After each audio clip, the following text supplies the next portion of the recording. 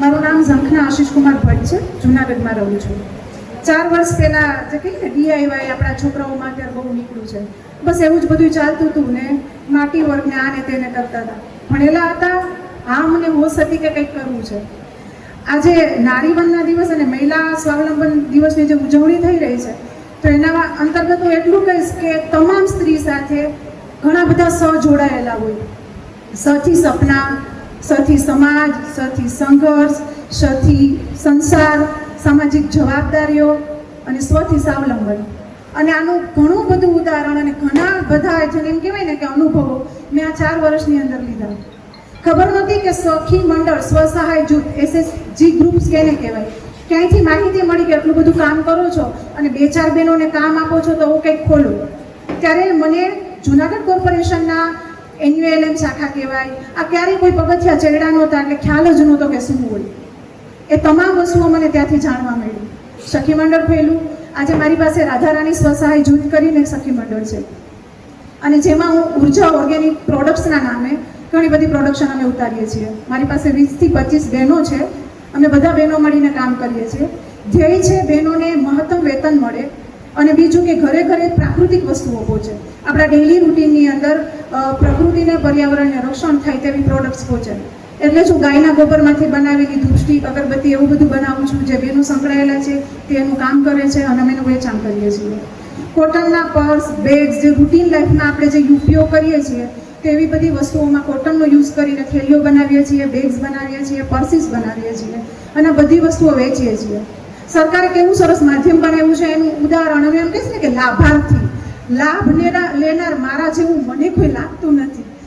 સૌથી પહેલાં તો રાધારાણી સ્વસહાય જૂથના નામે એક સખી મંડળ ખોલ્યું. બહેનો મળ્યા. ગવર્મેન્ટની પુષ્કળ યોજનાઓની મને ત્યારે ખબર પડી. ખરેખર અહીંયા બેઠેલા બહેનો છે ને એનું ખાસ કહીશ કે આપણે એમ લાગે ને કે ગવર્મેન્ટ એટલે શું કામ કરતા હશે. એક વખત આવી કચેરીઓમાં તો જાઓ, તમારા જેવડા બહેનો, આ બધા બહેનો જે બેઠા તે બધાનો અનુભવ મેં લઈ લીધો છે. આપણે હાથ પકડીને સીડી ચડાવે. કાઠિયાવાડી ભાષામાં એક શબ્દ છે હૈયા રખી. હું આ તમામ જેટલા પણ ગવર્મેન્ટની શાખાઓ છે, એન્યુએલએમ હોય, મહિલા બાળ વિકાસ નિગમ હોય, પછી કેટલી મુદ્રા લોન, સ્વનિધિ લોન, કેટલી યોજનાઓ અને કેટલી લોન અને સહાયો છે એનું હૈયા રખી કહીશ. હૈયા રખી એટલે શું ખબર, આપણે સીડી ચડતા હોય ને ત્યારે બાજુમાં એક ગ્રીલ હોય, એ પકડીને આપણે ચાલીએ ને તો પડવાની બીક ન લાગે, પડીએ ને તો પકડી લઈએ તો એ આપણે સંભાળી લે. આ તમામ સંસ્થાઓને હું એમ કહીશ કે હૈયા રખી જ છે આપણા માટે અને મેં એનો અનુભવ લીધો છે. મેં સખી મંડળ ખોલ્યું. એ પછી સ્કિલ ડેવલપમેન્ટ, એન્ટરપ્રેન્યોરશિપ નામની આપણી એક આખું ડિપાર્ટમેન્ટ છે જ્યાં આપણે એન્ટરપ્રેન્યોરશિપ થવા માટેના જે લોકો હોય ને એને સરસ મજાની ટ્રેનિંગ મળે.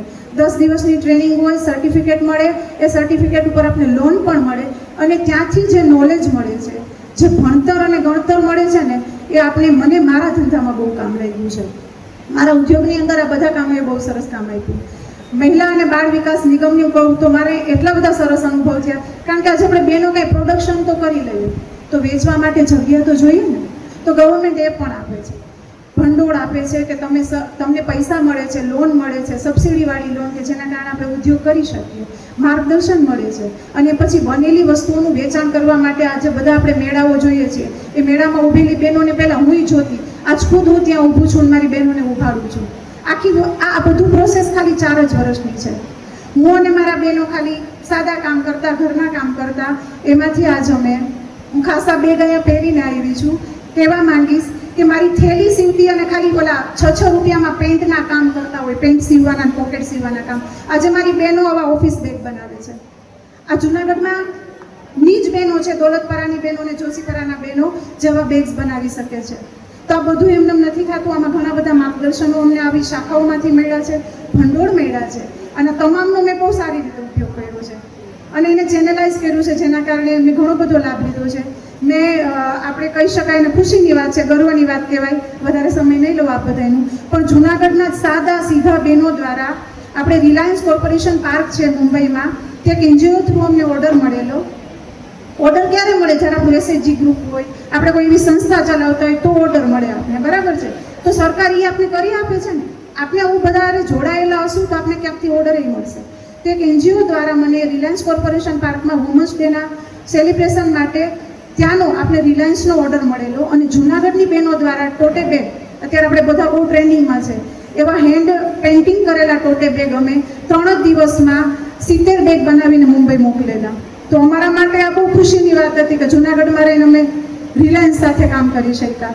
તો ઘણું બધું શક્ય છે અને બધા માટે હું હંમેશા મહિલા બાળ વિકાસ નિગમનો આભાર માનીશ. મારા એન્યુએલએમના સખી મંડળ સંચાલન અને કોર્પોરેશનનો હંમેશા આભાર માનીશ. Thank you so much.